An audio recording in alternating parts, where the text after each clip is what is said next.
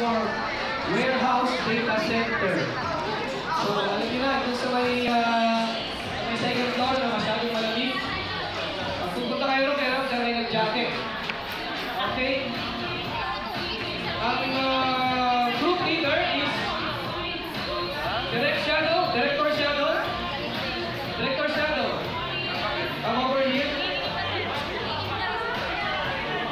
They believe in one for all for one.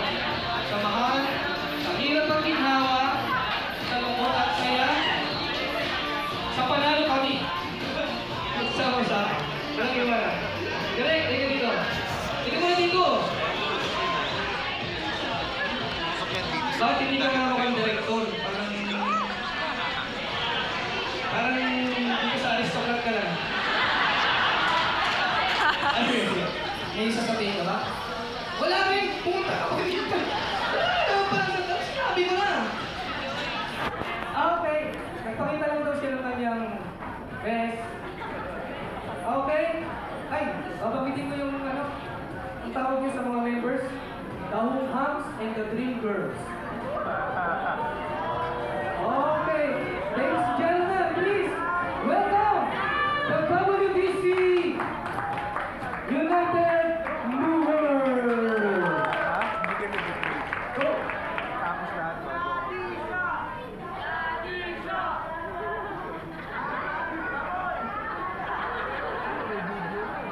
Lights down, please, lights.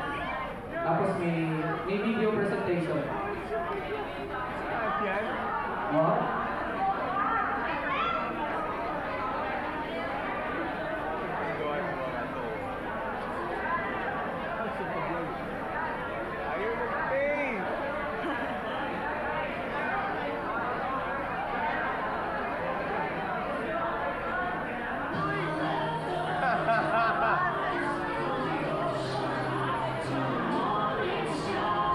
Warehouse Data Center, or the short called WDC, is one of the growing departments of Cotton Cat Hardware Incorporated. It started in year 2007. From 7 staff, it is now consists of 19 full warranty personnel. It has encountered difficulties with other department complaints and heard negative feedback that challenged the department to work harder and keep on struggling for high standard work output. Personnel of data centers have experienced the accomplishments and disappointments, test moments and morale times, acknowledgement notes and memos that pagari here and there. These things made us not to be feel bad, but to be more responsible and efficient in our daily workload.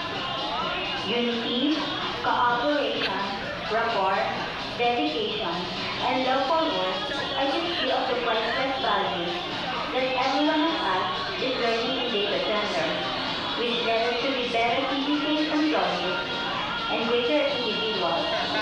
We did not plan to join this dance contest, as we know that the other groups are very good dancers, but we realized that the best honors that a group could have to win in a competition are positive attitudes. That's why we are here. We would like to extend our deepest thanks to the Covenant family for making us a part of this family. Thanks to all our bosses, especially to our Sir Wet, for the patience and all the support that they are continuously giving to us. And now, as the Matowiras